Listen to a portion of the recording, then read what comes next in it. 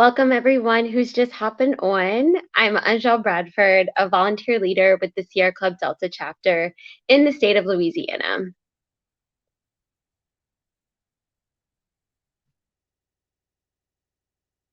Oh, Delau, you are muted.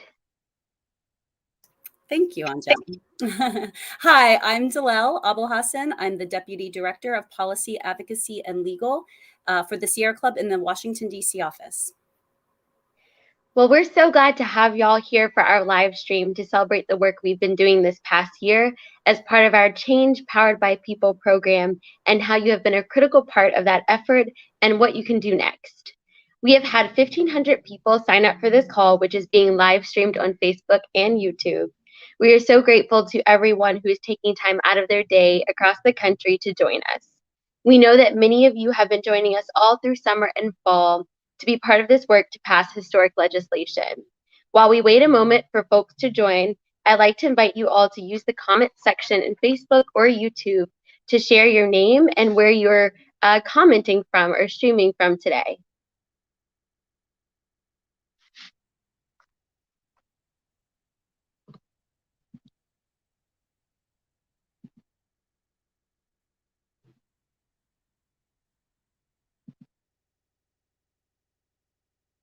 All right, I see folks from New York. Who else do we have?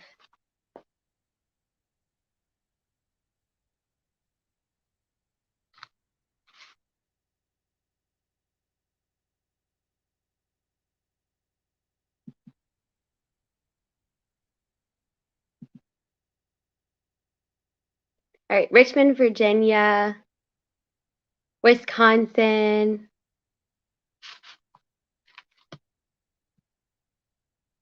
California. If you've been joining us this year to help pass the Build Back Better Act or voting rights reforms, please share in the comment stream what you've been doing, whether it's calling your legislators, pressuring them via social media, sending letters, etc. And so additionally, of course, we have Virginia in addition to West Virginia and Washington and Florida. And what have y'all been up to? Have you been writing letters, pressuring via social media, calling your legislators, or something else? Houston, Texas.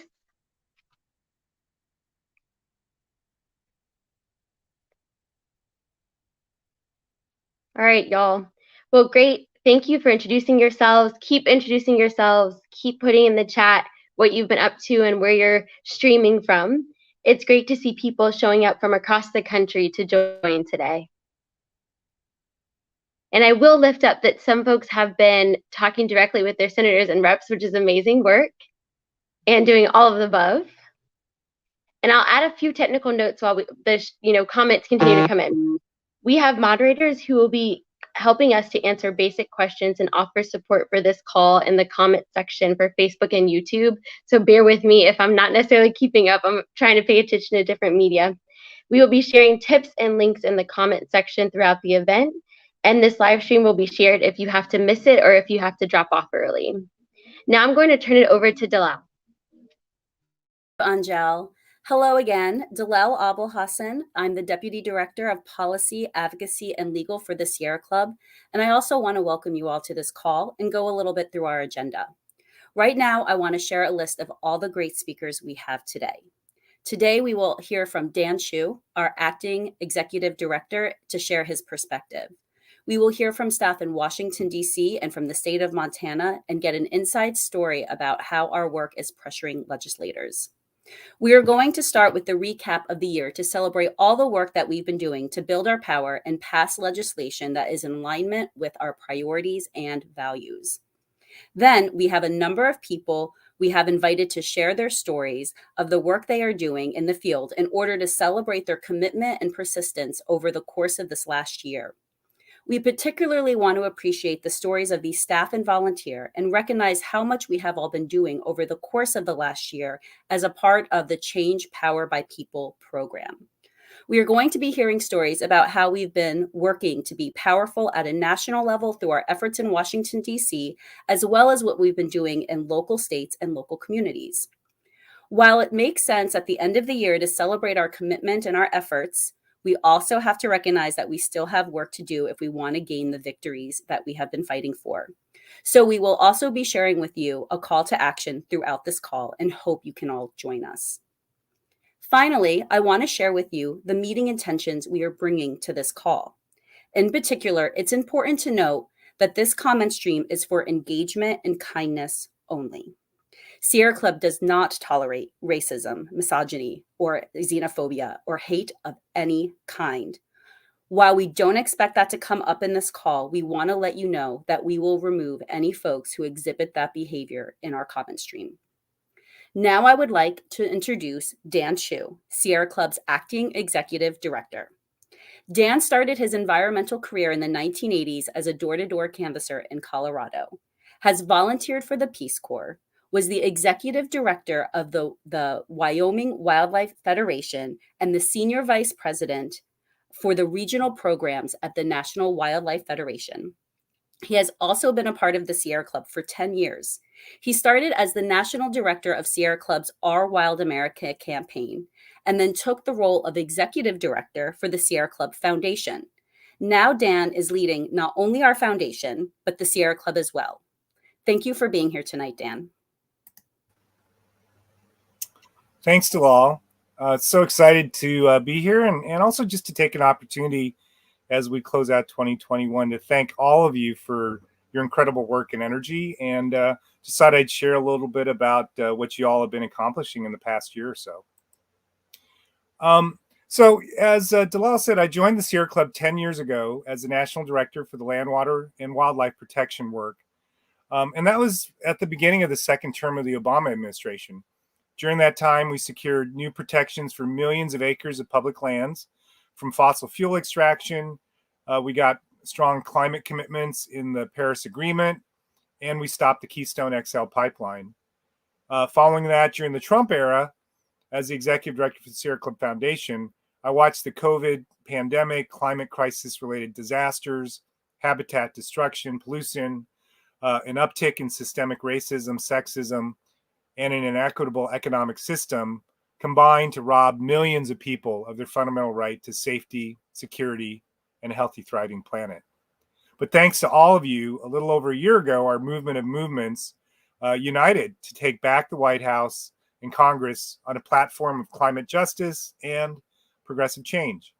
We generated 5.5 million phone calls, sent 1.75 million letters, and 10 million texts to elect climate champions up and down the ballot.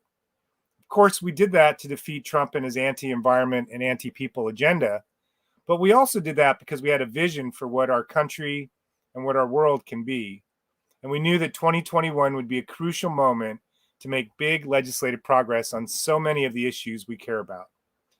Since the beginning of 2021, we've jumped into action, knowing that we needed to seize this opportunity with climate leaders in the White House and both chambers of Congress. We had two main priorities this year. The first was President Biden's Build Back Better agenda, which was based on the Thrive agenda and the Green New Deal, an agenda that envisions climate, racial, and economic justice for everyone. And the second was repairing our fragile democracy to ensure every person can exercise their fundamental right to vote for elected officials at all levels of government so that we can advance our priorities. We launched a program in 2021 called Change Powered by People to fight for these two top priorities. And many of you on this live stream today also joined one in July, where we talked about the opportunity of the moment and invited you all to take action with us during the August congressional recess, which was a key time for all of us to make sure our members of Congress were hearing from us loud and clear when they were back home in their own districts.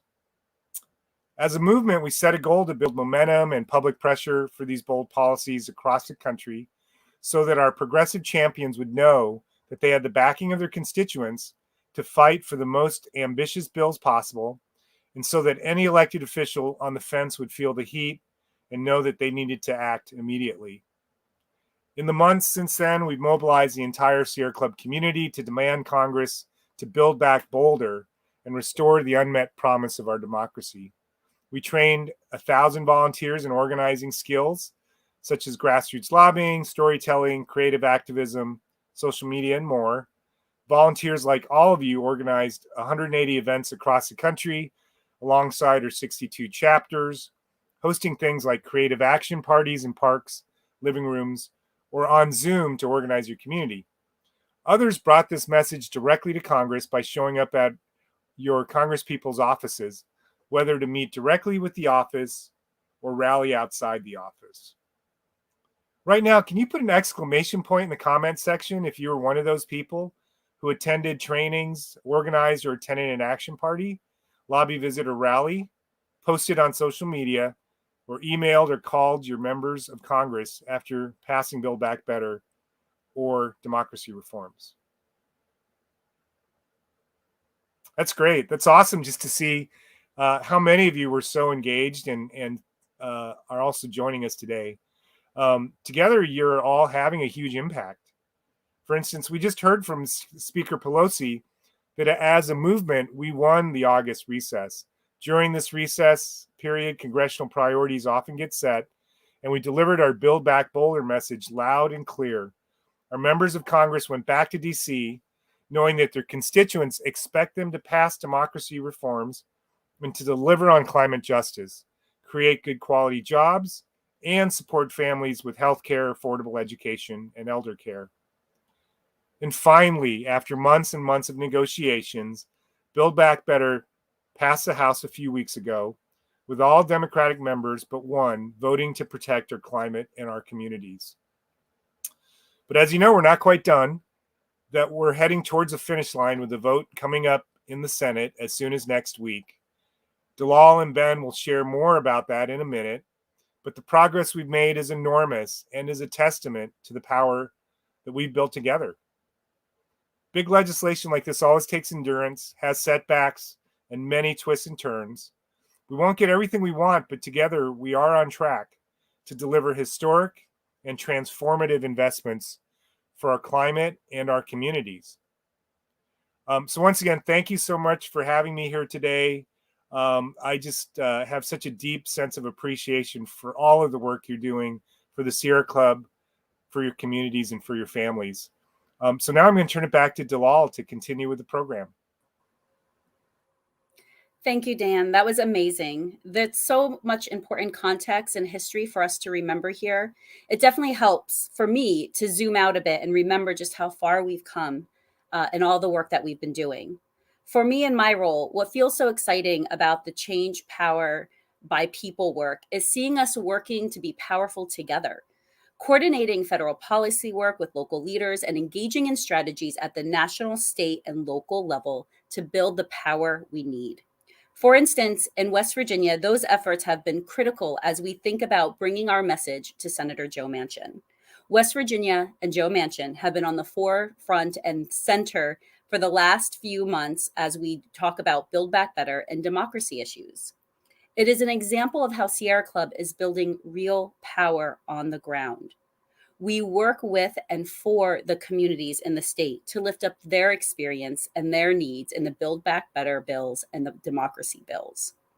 We use strength of the Sierra Club in DC and across the country to make sure members of Congress hear and understand what communities need, even when some of those members might not be acting in the best interest of their own folks who elected them to do so.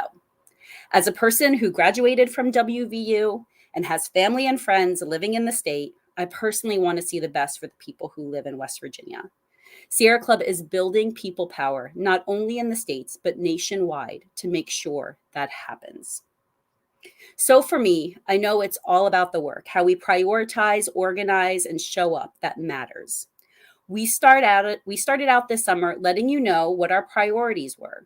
We focused on several months, and it has been, and these have been critical in trying to pass democracy and trying to make sure that we get Build Back Better into law. For that reason, we're going to be sharing our asks and working together with your commitment on several of these conversations, throughout these conversations, to drop links in the comments about asks that we want you to do. We want you to know that we are definitely going to dive more deeply into the details later on this call, but those who are eager to get going, we want to show you what we're thinking about now. The first thing we want to do is ask for your help in calling senators and asking them to get Build Back Better and voting rights legislation passed through the Senate. These bills will shape our democracy, economy, and society for decades to come, changing the lives of millions of people and generations after us. Passing the Build Back Better Act will move us towards a vision of a more just and livable future and will open up the door to more transformative policies over the next few years. We'll leave a few minutes at the end of the live stream for us to make a call together to the Senate. The second priority for us in terms of commitment to sign up is to join our Dialing for Democracy phone banks for a big push next year to pass 2 democracy reform bills: the Freedom to Vote Act and the John Lewis Voting Rights Advancement Act, which are also stalled in the Senate because of the racist and outdated filibuster rule. In order to protect our voices in this democracy, especially those of communities of color whose voting rights are under attack, we must fix or nix the filibuster. Lastly, the third priority is to get involved with your local Sierra Club chapter to be in community people near you. Again, we will be hearing more in depth on our strategy and our asks throughout this call, but we just wanted to give you a little taste. But before we do that, we want to celebrate the work we have been doing. It's been a long year, and folks and people like you have been committed and persistent and working so hard to get yourselves active and engaging others. Dan shared some of these numbers, but I really think it's worthwhile to take a look again at the way that we have been building power across the country. So many people have been trained, getting coaching, leading events, and taking actions online as we even continue to navigate during COVID-19. So let's start with a celebration story. Angel, I'm going to turn it back over to you.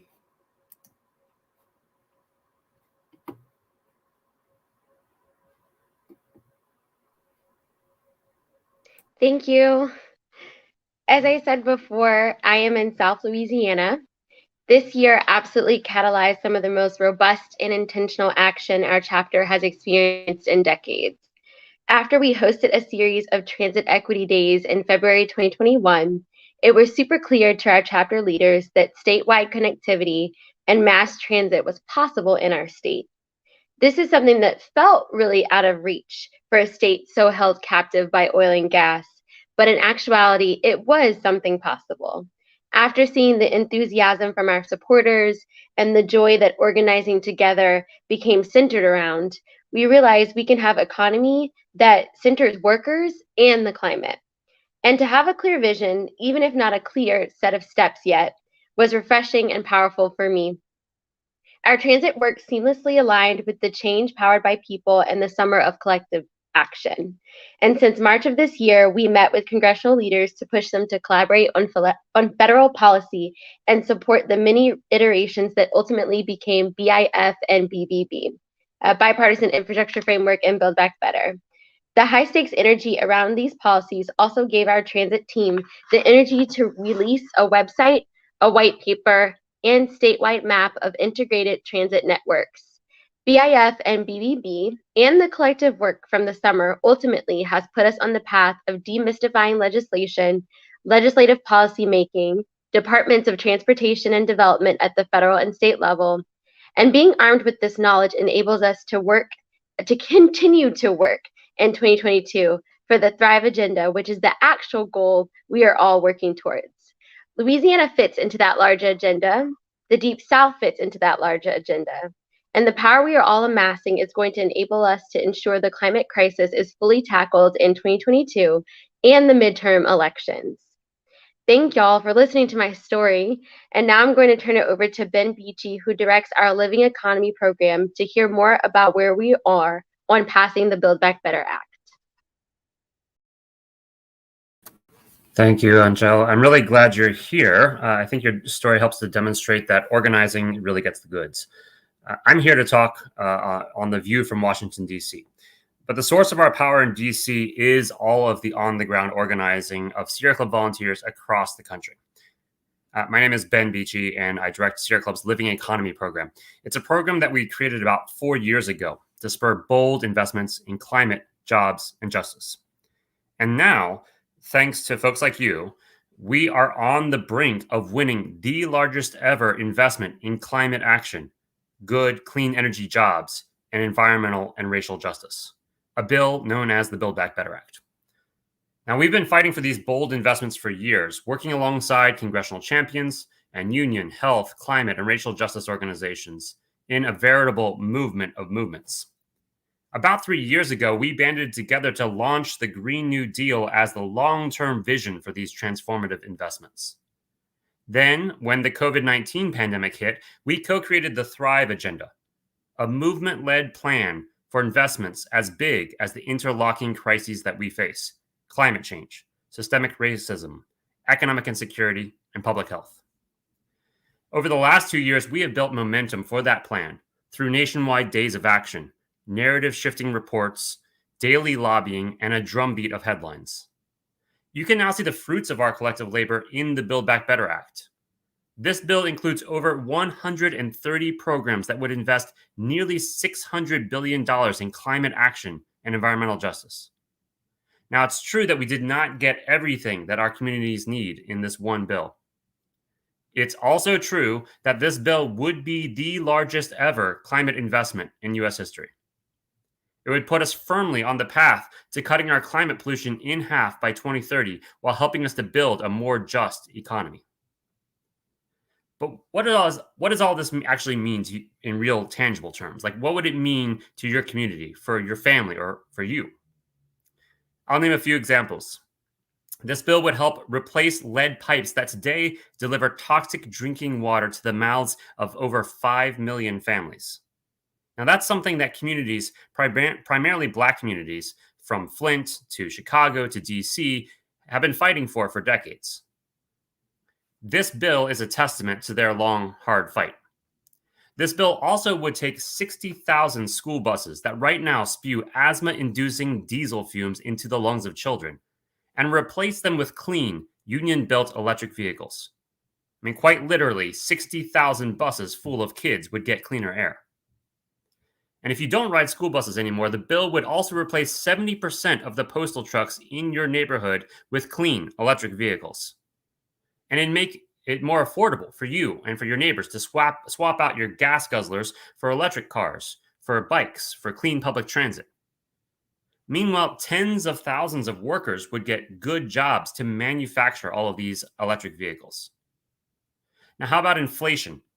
How would the bill address the rising prices that we're all facing right now? Well, it would lower the prices of everything from childcare to medicine to electricity. In fact, the bill would help the average family save $500 every year on their utility bills by making clean wind and solar power cheaper. In one fell swoop, the bill would more than double the speed of wind and solar power expansion into our neighborhoods. Now, the list of real-world benefits from this bill goes on. We actually have a whole fact sheet and set of graphics that lay out all of the benefits, and I'll see if someone can drop those into the comment stream now. We'll also make sure to send them out afterwards. Now, many of you are keenly aware that this has been a long, hard slog. Corporate lobbyists repeatedly tried to kill this deal and shortchange our communities. But we fought. We organized.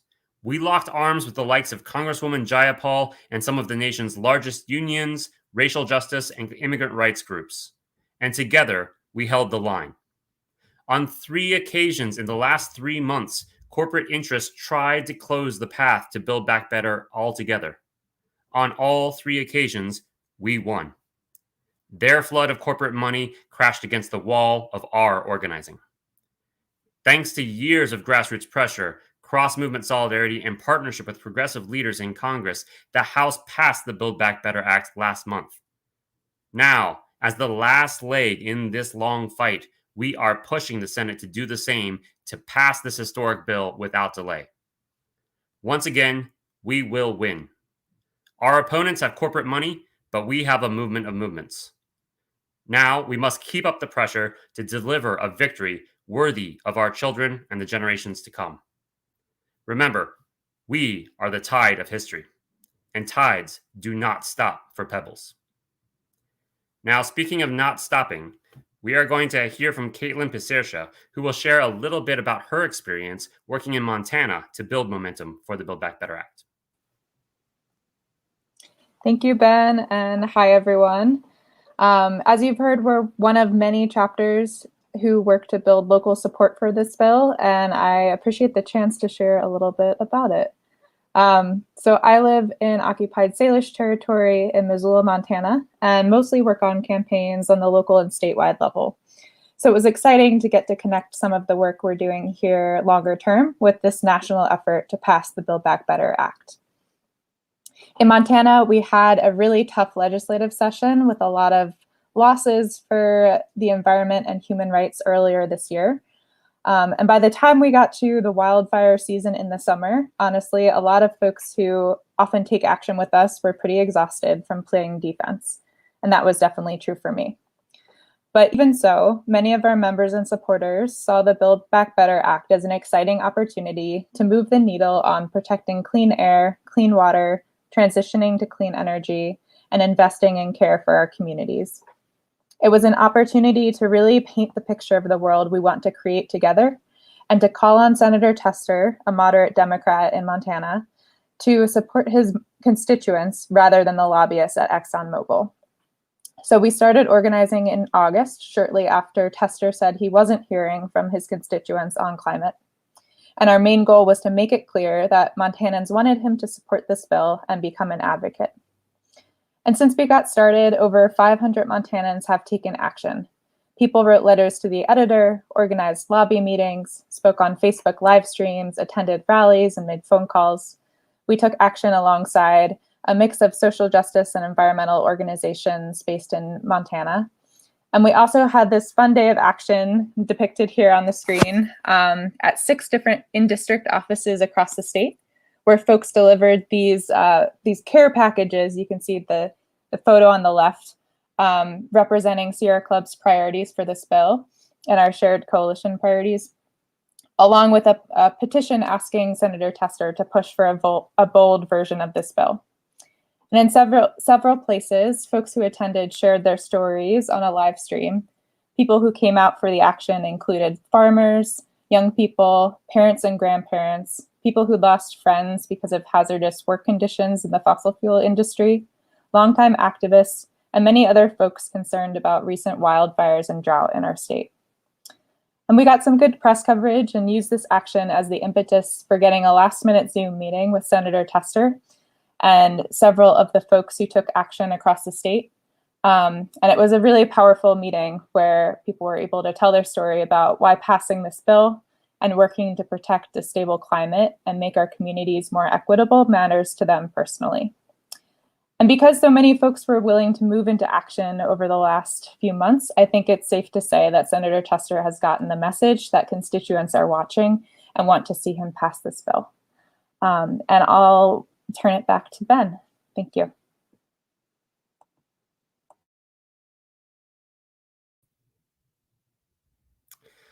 Thanks, Caitlin, for holding it down in Montana, and thanks to the many organizers from coast to coast who've been pushing for this historic bill. It's thanks to months of activism in communities across the country and across movements that the House passed the Build Back Better Act last month, like I mentioned. Now all eyes are on the Senate. After fighting for years for clean water, for good jobs, for a livable climate, communities across the country have a clear message for the Senate. Pass the full Build Back Better Act without delay. We're basically one vote away from the largest ever investment in climate action and environmental justice. For too long, Black, Indigenous, and Latinx communities in polluted neighborhoods have fought to breathe clean air and drink clean water. For too long, workers have clamored for safe jobs with family-sustaining wages and union benefits. For too long, families have sought protections from the intensifying storms, floods, fires, droughts, and other climate hazards that we are now facing. We can wait no longer. The Senate can make 2021 the year that we turn the corner on the climate crisis by passing the Build Back Better Act this month. And to do that, in a minute, I'm going to ask all of us to call our senators. Look, this is our moment. For both Build Back Better and our democracy work, the next few weeks are absolutely critical. Those of you who are on our email list know that we've been asking you to call your senators for quite a while now. But we do this because it's important, because it really does actually make a difference. Offices keep a record of the number of phone calls that they receive from their constituents. It's one of the fastest and most direct ways to make sure our senators are hearing from us. And I want to emphasize, it's not just important only if you live in West Virginia or in Arizona.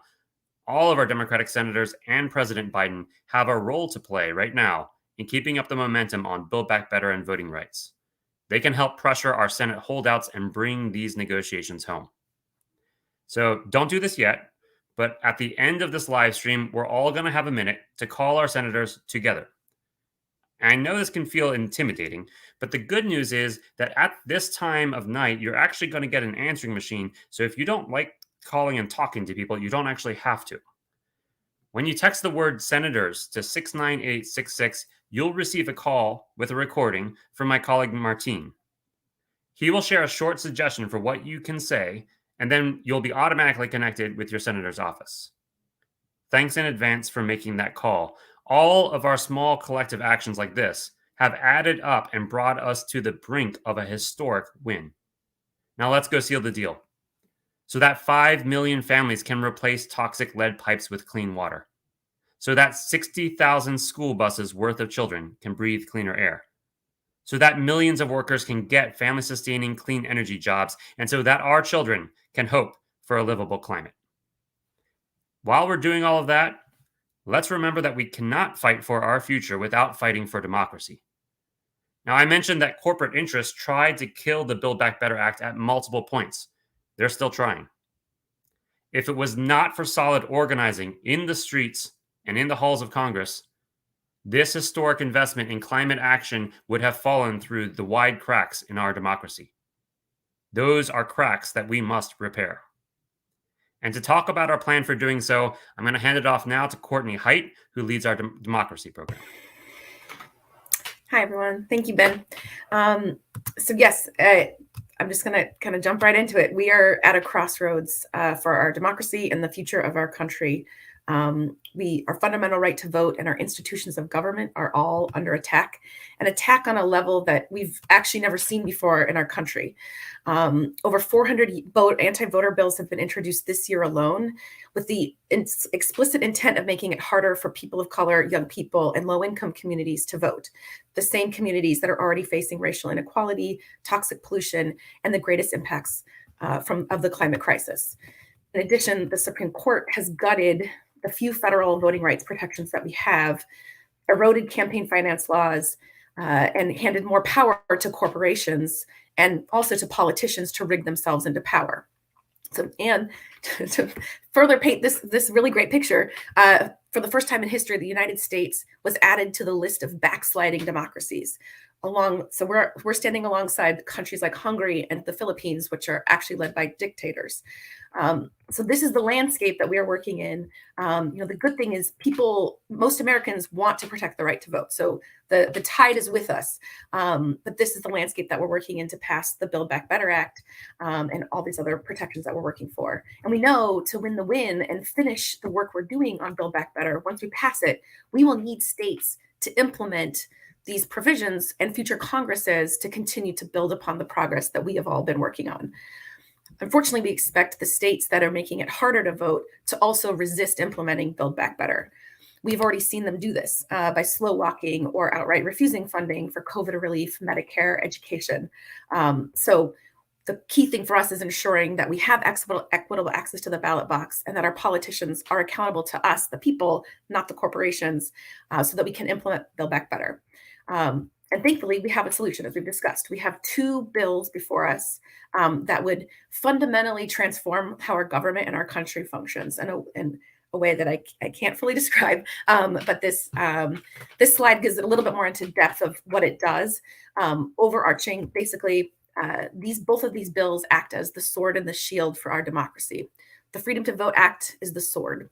So it will level the playing field in all 50 states, striking down many of these anti-voter bills that have been passed. It will establish national standards for elections, fundamentally protect the right to vote, reduce money in politics, and ban partisan gerrymandering. The Voting Rights Act acts as the shield. So this restores and provides voter protections, resources that are needed to challenge future anti-voter attacks. Both bills are needed to make sure we have a democracy that we can continue to live in. So here's the situation in Washington. So the House has passed both bills, but they are being blocked in the Senate by Republicans. All 50 Democrats support the bills, which is great. But Republicans are aligned in using every trick that they can to block them, including an outdated and racist Senate rule called the filibuster. The only way that we are going to get around Republican obstruction and pass these bills is to nix the filibuster. It only takes a simple majority, 51 votes, to change the filibuster rule to override this Republican blockade. So we'll need all 50 Democrats plus Vice President Harris to break the tie. And then we can move forward and vote. The good news is we're really close. We are very close to changing the filibuster. Public pressure from Sierra Club and our allies across hundreds of organizations have already moved a handful of Democrats to change their position and support changing the filibuster for the purpose of protecting the right to vote. The final holdouts are Joe Manchin and Kirsten Sinema. But we feel optimistic that we can move them because they're engaging in the debate right now and the conversation. Leader Schumer wants to get this done by the end of the year. So as they're moving Build Back Better, they're setting up to then move forward, change the filibuster, and pass democracy reforms. So we're working on that timeline, although to be honest, we're simultaneously preparing for this fight to move into January. But we're trying to keep pressure up on President Biden and Congress to get this done. So here's what you can do. Join us for phone banks in January. So we're calling it Dialing for Democracy. So we just put the link up. So starting Tuesday, January 11th, we'll be reaching out to Sierra Club members to call their senators and ensure they are supporting this legislation. And then every Tuesday for 4 weeks from 6 to 8 Eastern, we'll be making calls. Last fall, many of you made thousands of calls to drive hundreds of calls into Congress on Build Back Better and a variety of issues. And so you participated in these phone banks, and we're just asking you to do that again. It's fun, it's dynamic. You get to meet a lot of other fun people and other Sierra Club folks around the country. So the link is in the chat or on the screen, and I think scrolling as well. So I hope you can sign up. And so this is in January. Right now, like I said, we are trying to get this passed by the end of the year. So if you want to do something else right now, making a call to your senator, honestly, call them every day to tell them to get this done is the other thing that we need you to do. So thank you so much. And I am going to pass it to Caitlin. Thank you, Courtney. So now I want to make a pitch for getting involved in your local chapter. Chapters are the heart of our power at the Sierra Club. They're essential for passing this bill, and they're critical for the work that comes next. There are ways to get involved in local work in every state, as well as in DC and Puerto Rico. Ultimately, most of our effectiveness as an organization is about the strength and health of our relationships and how we link together on the local, regional, and national scales. We need strong relationships and involvement at all these levels in order to leverage enough power to translate our values into real changes in our society and government. And I think it's clear that in the Build Back Better campaign, the communication and partnership between the chapters and the federal team has been essential. This bill originally came from grassroots groups and organizations across the country, and local chapters and groups are key in bringing it home. And in the last few months, our federal team has been doing a lot of work to strategize in DC and keep the rest of us in the loop about what was going on. It's been important along the way for some waffling members of Congress to hear directly from their constituents and for chapters to take the lead on local strategy. For example, Senator Tester is not going to be very moved by DC Sierra Club lobbyists alone, but he can be influenced by constituents really showing up, telling the story of why Montanans across the state need him to fight for this bill. So it was important for us to get involved and lead alongside so many other chapters who've been showing up on this bill. And the reason we wanted to get involved in the first place is that this is an enormous opportunity to build momentum for the kind of future we want to work towards in our state long term. Build Back Better would transform the playing field for our local campaigns for a just, clean energy future. And of course, when the bill passes, there's still work to do on the ground to make sure the benefits are shared in an equitable way. But either way, no matter what happens in Congress in the coming weeks and months, there's no doubt we'll need to be connected on the state and local level for years to come to bolster our communities, protect local ecosystems, work for change where we live. So we're asking anyone who hasn't yet gotten involved with your local chapter to check out this link that's scrolling by, or email chaptersupport@sierraclub.org to find out what's happening around you and to build strong connections with other folks in your area. We have different focus areas in different places and necessarily need to respond to local concerns differently, but we share a common set of values.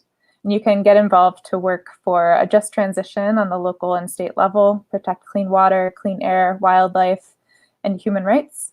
You can get involved in lobbying the state legislators and local officials, electing bold leaders, passing local and statewide regulations, working to prevent new fossil fuel infrastructure from being built, getting people engaged through outings, or tending to the culture of the local and statewide teams. And you don't have to choose between getting involved locally or nationally. You can join any activities that make sense for you based on your particular interests, strengths, and capacity. And I'll just close out by saying that at our best, the Sierra Club is a truly grassroots organization operating on the national level. If we have strong chapters and local groups, it means we're able to mobilize on literally every level when opportunities arise. And when thousands of people are organized on the local level, we can create national change that's directly responsive to the needs and the concerns of our local communities. So please get involved in your chapter.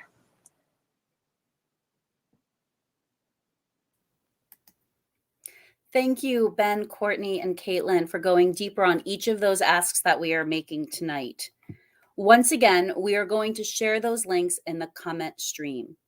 I would love to see if folks would share their commitments in the comment stream right now if you have signed up for something after just hearing all about it.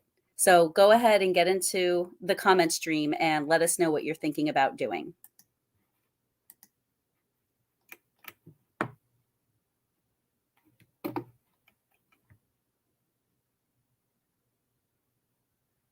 I see there's a plug for our outings. Our chapters do great outings too, which gets you connected back to nature and shows you why we're doing all this important work. So that's a really great reason to be involved in our local chapters.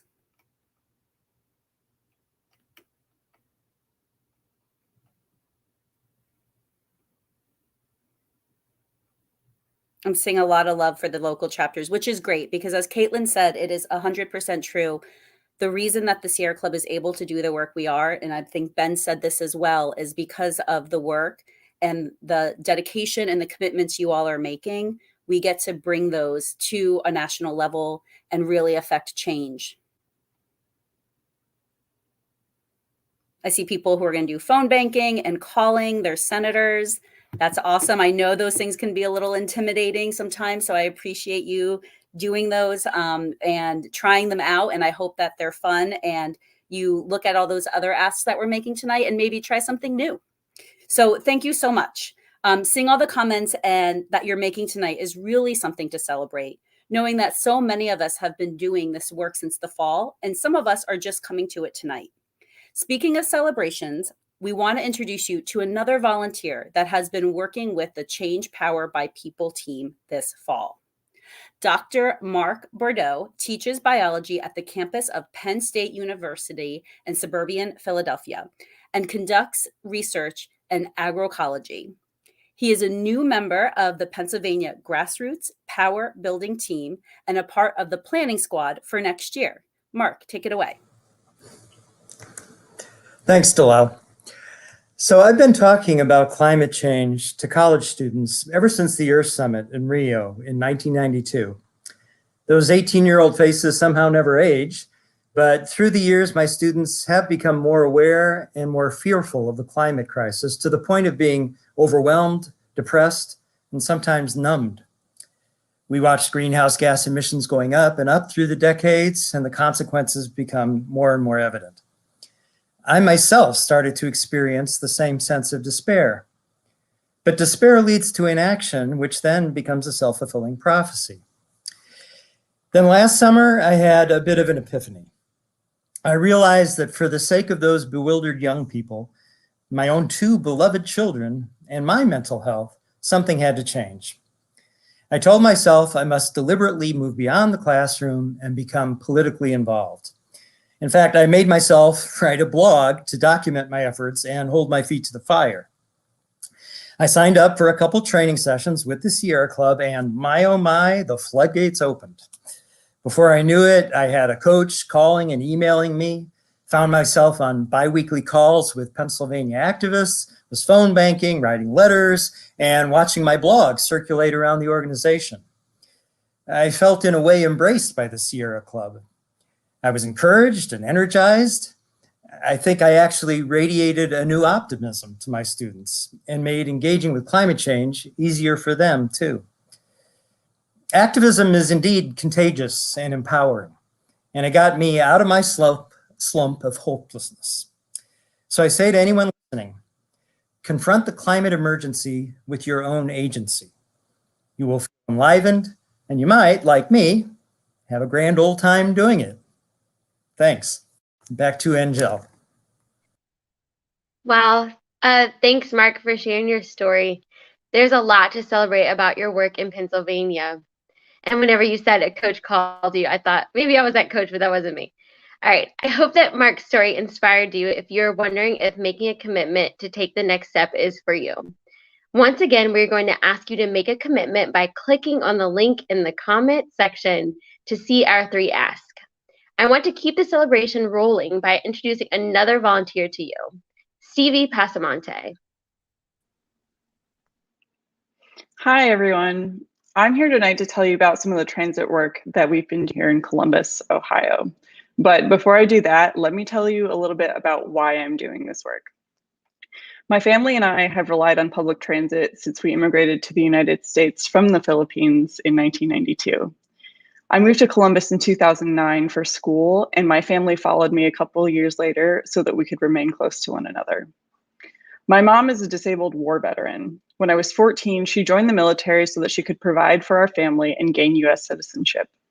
Because of injuries sustained during her service, she has a lot of difficulty with mobility.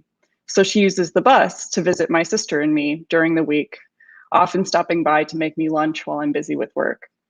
She only lives about 5 miles from me, but it takes her 45 minutes to get to my house on the bus. My sister actually lives closer to my mom, only about 3.5 miles away.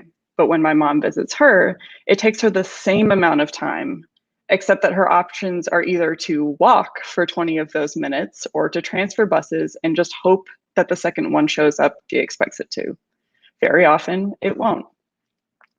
Over the years, I've seen small positive changes to our city's transit system, but it's never been enough to remove those hardships that come with living without a car in a city like ours. With the COVID-19 pandemic, I've already seen our meager transit resources be stretched thin. In a time when it's so important to stay connected with the ones that we love, it has become so much more difficult to actually do so. But we have this incredible opportunity ahead of us.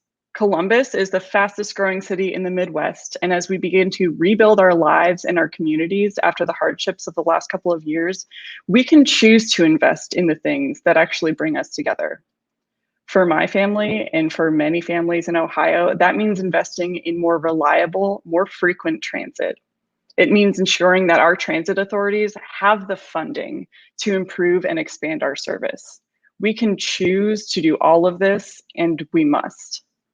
So for the past several months, I've had the immense pleasure of working alongside Becca Pollard and Molly Nichols here with the Sierra Club in Columbus, Ohio, and other incredible grassroots organizers to improve transit service in Central Ohio. We've hosted community-driven events in some of our city's most vulnerable neighborhoods, where we connected with other transit riders, where we listened to each other's stories, where we gathered our collected voices to demand that our representatives prioritize public transit in the Build Back Better bill. But even beyond that, we've had the opportunity to educate and empower our neighbors to get involved with other transit work here on the ground, ensuring that we have many hands and many voices if, and hopefully when, this bill actually does pass. You see, Columbus has big plans to build out a bus rapid transit system, which is a monumental upgrade for our city and would give our residents a faster, safer, more reliable system that empowers them to travel without a car. This bill and all of the work that we have done and will continue to do on the ground is a critical part in making that plan a reality. For a family like mine, having such a system means the entire world. And if we can replicate it all across our country, we might even be able to save that world from the worst impacts of climate disaster.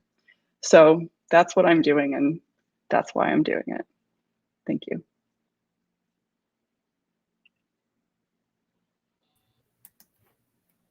Thank you, Stevie. Your story is really inspiring and amazing. Thank you for sharing it with us. And it's been amazing to have everyone on this line. And I want to thank all the people who shared their stories and all the work that happens at the Sierra Club. I hope you are all energized as much as I am. I get to work with these amazing people every day, and they energize me and make me want to get out of bed and do this work. And I hope they've done the same for you. And I want to thank everybody who took time out of their lives to get on this call. I know I'm going to leave this call and put my babies to bed, and I'm sure people have work to do and papers to write and chores to do. So thank you for taking time out of your life and really doing this important work. And now, with just a few minutes left in our call, it's time to call our senators, as we've been talking about.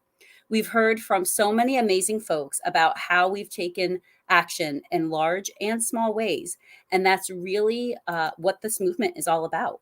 All of us are using our voices and our votes and connections to make change happen and to move us all forward towards justice. So if you've already called your senators recently, thank you and awesome, but please do it again. If it's your first time and you're feeling a little bit nervous, that's okay. You got this. And I promise we will walk through it together. And as Ben said earlier, it is later on the East Coast, so you will be definitely getting voice messages at this point. So you will see the number and a script on your screen. So what we would like you to do right now is either text the word senators to 69866 or directly dial 855-980-2275, and you will immediately get a call back. Answer that call and you'll be connected to your senator's office. Let's go on mute right now for just a second. And when we're done, please put the word done into the chat and feel free to head out for the night. Thank you all so much for joining us. Okay, so let's go make these calls. And thank you all for your time and being here this evening.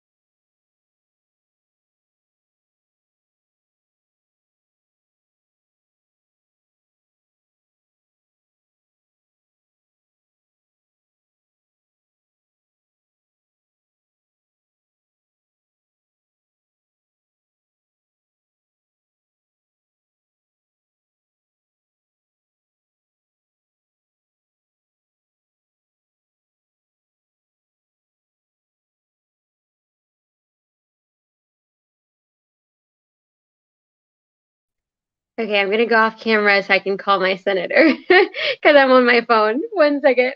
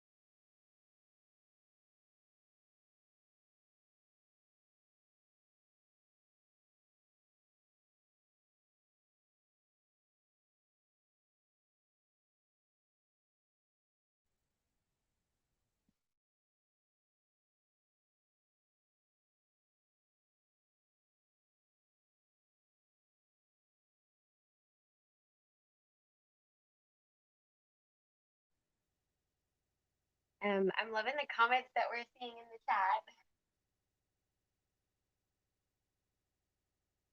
Guess we want to wrap up?